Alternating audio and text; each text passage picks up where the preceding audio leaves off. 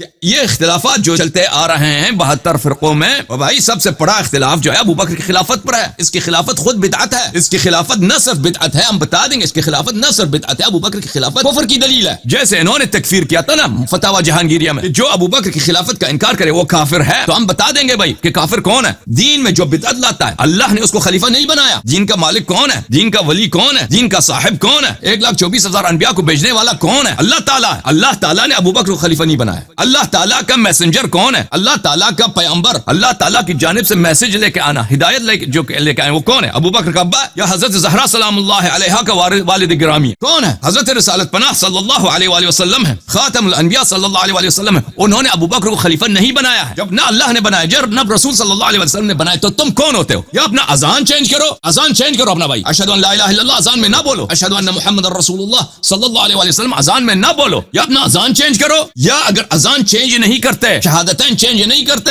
اللہ کو خالق السماوات والارضین مانتے ہو، اللہ کو دین اسلام کا ولی مانتے ہو، اور رسول صلی اللہ علیہ وآلہ وسلم کو خاتم الانبیاء مانتے ہو، تو پھر ابو بکر کی خلافت کو کہہ دو کہ باطل ہے. یا دلیل پیش کرو کہ کہاں پہ اس کو خلیفہ بنایا اللہ نے. تو میرے محترم ناظرین، اب اعترافات سنو، علماء خوب سنو. میں یہ اپنی زندگی خطرے میں رکھ کر، اپنے بچوں کی زندگی خطرے میں رکھ کر یہ پیش کر رہا ہوں. علماء کو کہہ رہا ہوں، جماعت عمریہ کے علماء کو کہہ رہا ہوں، اب تم مرد بنو. میں نے ایک بہت ہی واضح بات، ابو بکر کی خلافت جو اساس ہے ہمارے آپ کے درمیان اختلافات کا، کہ نبی صلی اللہ علیہ وآلہ وسلم کے بعد وصی کون ہے، خلیفہ کون ہے. میں نے اس مسئلے کو آپ کے سامنے آپ کی کتب سے پیش کر رہا ہوں. استدلال بھی واضح ہے، مدعا بھی میرا واضح ہے. اب اچھی طرح آپ سن لو، مرد بنو. اب تم دلیل لے کے آنا ابو بکر کی خلافت کیوں صحیح ہے. مرد بنو، یہ میرا چیلنج ہے تم پر. اور پھر میں جب ثابت کروں گا کہ ابو بکر کی خلافت اس کی کفر کی دلیل ہے. قرآن مجید بار بار کہتا ہے کہ جو دین میں بدعت لاتا ہے وہ کافر ہے، جو دین میں بدعت لاتا ہے وہ کافر ہے. تو تم مجھے بتاؤ کہ اتنا بڑا موٹا ادعا، سب اختلافات کا سبب اساس ابو بکر کی خلافت، جب دلیل ہی نہیں ہے وہ کیسے مسلمان ہے؟ اچھی طرح سے سن لو جماعت عمریہ کے علماء، میرے مشائخ اعظام، آپ سب کا عزت کرتا ہوں. یہ تقریر اس لیے نہیں ہے کہ میں فتنہ پیدا کروں، یہ تقریر اس لیے ہے کہ تم پہ حجت تمام کروں کہ تم حق کو کیوں چھو. حق بہت واضح ہے. تم نے سورج کے سامنے آنکھیں بند کی، آنکھیں تو کھولو، آنکھیں تو کھولو، سورج کی طرف دیکھو، روشنی روشنی، اجالا ہی اجالا ہے. تمہارے پاس کوئی حجت ہی نہیں ہے. تم بھائی ابو بکر خلیفہ ہے، خلیفہ صحابی، وہ دلیل ہے کیا؟ وہ خلیفہ کس چیز کا خلیفہ ہے؟ کس نے اس کو خلیفہ بنایا؟ ملاحظہ فرمائیے عزیزو، ابو بکر منصوص نہیں ہے. ابو بکر کی اپنی زبانی، بخاری شاب دار احیاء تراث العربی، چھپی ہے کتاب سنہ 2001 میں. ملاحظہ فرمائیے صفحہ نمبر 651 میں، حدیث نمبر 3668 میں. یہ حدیث جو ہے عائشہ روایت کرتی ہیں کہ سقیفہ بنی ساعدہ میں کیا گزرا ہے. عائشہ روایت کرتی ہیں، اچھا ابو بکر جب سقیفہ بنی ساعدہ گیا ہے تو انصار والوں نے کہا منا امیر و منکم امیر، ایک امیر ہونا چاہیے انصار کا، ایک امیر ہونا چاہیے مہاجرین کا. ابو بکر نے اس کے جواب میں کہا لا ولکن الامراء وانتم الوزراء، کہا کہ نہیں، امارت ہماری ہوگی، قریش کی ہوگی، اور تم ہمارا ساتھی ہونا، تم ہمارا معاونین ہونا. وزیر بولتے ہیں معاون کو. ہم اوسط العرب دارا واعربهم احسابا، قریش جو ہے سب عرب میں اشرف ہے، سب عرب میں وہ ان کی رسپیکٹ ہے، اور سب عرب میں ان کے زیادہ کیا ہے، اسٹیٹس ہے. فبایعوا عمر او ابا عبیدہ، یہ عمر ہے یا ابو عبیدہ الجراح ہے، ان میں سے کسی ایک کے ساتھ بیعت کرنا، یا ابو بکر کے یا عمر کے ساتھ بیعت کرو، یا ابو عبیدہ کے ساتھ بیعت کرو. فقال عمر بل نبایعک انت، عمر نے کہا کہ نہیں، تیرے ساتھ بیعت کریں گے. تو عزیزو اگر ابو بکر منصوص ہوتا، اگر اللہ نے اس کو قرآن میں امام بنایا تھا رسول پاک صلی اللہ علیہ وسلم کے وفات کے بعد، یا اگر رسول اللہ صلی اللہ علیہ وسلم نے وصیت کی ہوتی کہ یہ خلیفہ ہونا چاہیے، تو پھر اس کے لیے تو سب سے بڑا احرام یہی ہے کہ وہ کہہ دے کسی اور سے تم بیعت کرو، ہے کہ نہیں بھائی؟ مثلا رسول پاک صلی اللہ علیہ وسلم اللہ کی جانب سے آئے پیغام لے کے، اللہ نے ان کو پیغمبر بنایا، اللہ نے جبرائیل کو بھیجا کہ جاؤ حضرت ابو القاسم محمد مصطفیٰ صلی اللہ علیہ وسلم کے پاس جاؤ. لیکن وہ لوگوں کے درمیان آ کے کہتے کہ بھائی یہ نبوت ہے، بھائی یہ نبوت ابو لہب کی ہے، ابو لہب جا کے تم نبی بننا. یہ تو ہو ہی نہیں سکتا بھائی کہ اگر یہ کبھی ہوا ہے تاریخ میں کہ اللہ نے کسی کو عہدہ دیا ہو، رسول صلی اللہ علیہ وسلم نے کسی کو عہدہ دیا ہو، اور اس کے لیے جائز ہو کہ وہ عہدہ کسی اور کو سونپ دے. یہ خالے کا میراث نہیں ہے کہ اگر کسی کو اللہ اور رسول صلی اللہ علیہ وسلم نے ایک ڈیوٹی دی ہے وہ کسی اور کو وہ عطا کرے. یہ واضح ہے میرے محترم ناظرین، اس سے زیادہ اس پہ نہیں الجھتے. کتاب تاریخ الطبری المعروف بتاریخ الامم والملوک الجزء الثالث، طب مؤسسة الرسالہ، سن 1998 میں کتاب چھپی ہے. صفحہ 253 میں حدیث ہے عبد الرحمن ابن عوف کی، روایت کرتے ہیں وہ عمر ابو بکر سے۔ ابو بکر اس حدیث میں مرتے وقت اس حدیث میں کچھ اعترافات کیے۔ اس نے کہا کہ بعض جرائم میں نے ایسے انجام دیے کہ کاش میں ان کو نہ کرتا، میرے جرائم میں سے جس کو میں نے انجام دیے کاش میں انجام نہ دیتا۔ فوددت انی لم اکشف بیت فاطمہ عن شیء وان كانوا قد غلقوه على الحرب سلام اللہ علی فاطمہ الزہرا۔ اس نے کہا کہ یا میری خواہش یہی ہے کہ ایک مرتے وقت کو کہہ رہا ہے، پچھتاوا ہے، ندامت ہے، حسرت کہ کاش میں حضرت زہرا سلام اللہ علیہا کے گھر پہ ہجوم نہ کرتا، ان کے گھر کو بے پردہ نہ کرتا، اگرچہ ان لوگوں نے میرے لیے مجھ پر جنگ کرنے کی غرض سے اپنے گھر کے دروازے مجھ پر بند کیے تھے، گھر کے دروازے بند کیے ہیں، وہاں پہ جنگ کی تیاری ہو رہی ہے، اگرچہ وہاں پہ جنگ کی نیت کی تیاری کی وجہ سے گھر کے دروازے بند کیے ہیں، کاش میں اس گھر کے دروازوں کو نہ توڑتا، میں اس گھر کو برباد نہ کرتا، میں اس گھر کو بے پردہ نہ کرتا۔ ٹھیک ہے نا بھائی؟ جس کی خلافت کی اساس جس کی خلافت کی ابتدا کس سے بات کہ اہل بیت النبوہ، اس کی خلافت کے وہ اپنی زبان سے کہہ رہا اس کی خلافت کے مخالف ہیں۔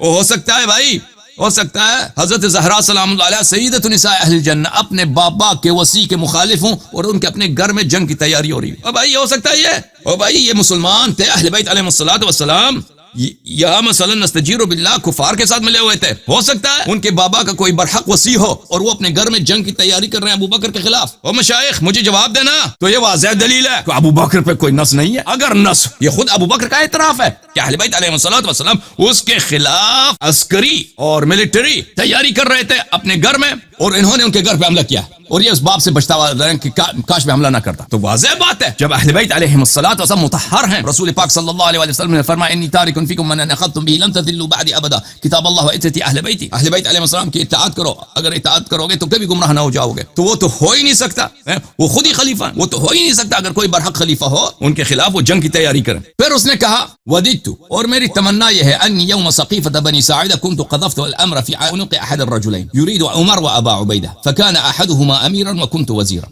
اور مجھے میری یہ تمنا ہے کہ سقیفہ بنی ساعدہ والے دن خلافت کو میں پھینک دیتا، دو یا ابو بکر کے عمر کے گردن پر یا ابو عبیدہ کے گردن پر، اس کے گردن پہ میں پھینک دیتا خلافت کی ذمہ داری، اور ان میں سے ایک امیر بن جاتا اور میں ان کا ساتھی، میں ان کا معاون بن جاتا۔ دیکھو عزیز، سب سے بڑا عزت یہ ہے، دنیا میں سے تو بڑا عزت ہی نہیں ہے کہ انسان رسول پاک صلی اللہ علیہ وسلم کے بعد اس کا برحق وصی ہو، یہ اس سے بڑا عزت ہے۔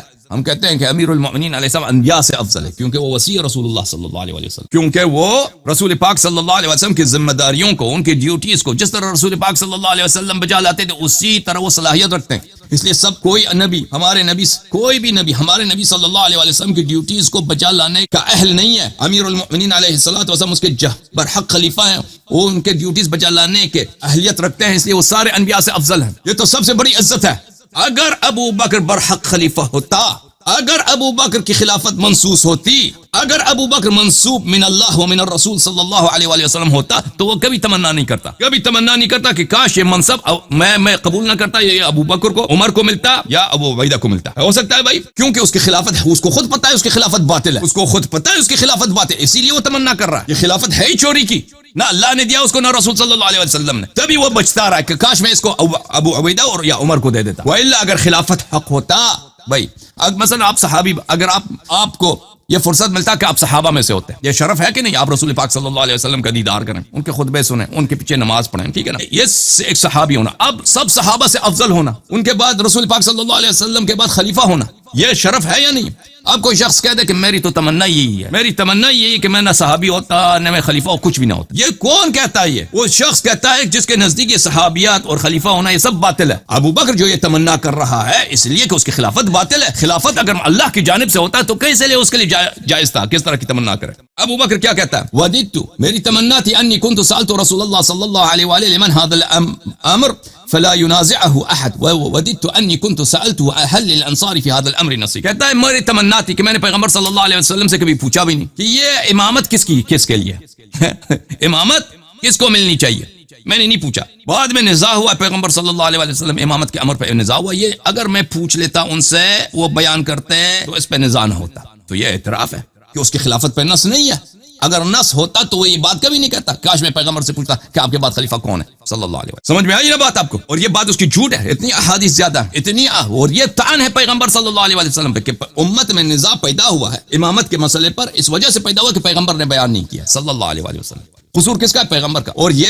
کوئی بھی شخص پیغمبر صلی اللہ علیہ وآلہ وسلم کی شان میں ان سے کوئی خامی نسبت دے دے، کوئی برائی نسبت دے دے، کوئی خیانت، کوئی غدر امت سے، وہ اس لیے کہ امت میں ساری اختلافات کا جڑ مسئول کس کو بنا دے، ذمہ دار کس کو بنا دے؟ پیغمبر صلی اللہ علیہ وسلم کو بنا دے۔ اس کی تو یہ تو شتم نبی ہے، شتم اسی کو بولتے ہیں، سب اسی کو بولتے ہیں، گستاخی اسی کو بولتے ہیں۔ گستاخ نبی صلی اللہ علیہ وسلم کا حکم کیا آپ سب خود آپ کو پتہ ہے۔ میرے محترم ناظرین، اس حدیث کو کئی کتابوں میں نقل کیا ہے، اس کی تصحیح آپ کے لیے الاحادیث المختارہ میں ضیاء المقدسی نے اس حدیث کو حسن قرار دیا۔ المستخرج من الاحادیث المختارہ لضیاء المقدسی جز نمبر 1 چاپ دار خضر، یہاں پر روایت عبد الرحمن بن عوف صفحہ نمبر 88 میں حدیث نمبر 12۔ یہی فقرات جو اس کو میں نے آپ کی خدمت میں ترجمہ کیے ہیں، آپ کے یہاں پہ ہائی لائٹ ہے، ان سب کو نقل کرنے کے بعد صفحہ نمبر 90 میں مختارہ میں ضیاء المقدسی وہذا حدیث حسن، یہ حدیث حسن ہے۔ اچھا، یہ آپ کے سامنے واضح ہو گیا ابو بکر کے اپنی لسان سے۔ میرے محترم ناظرین،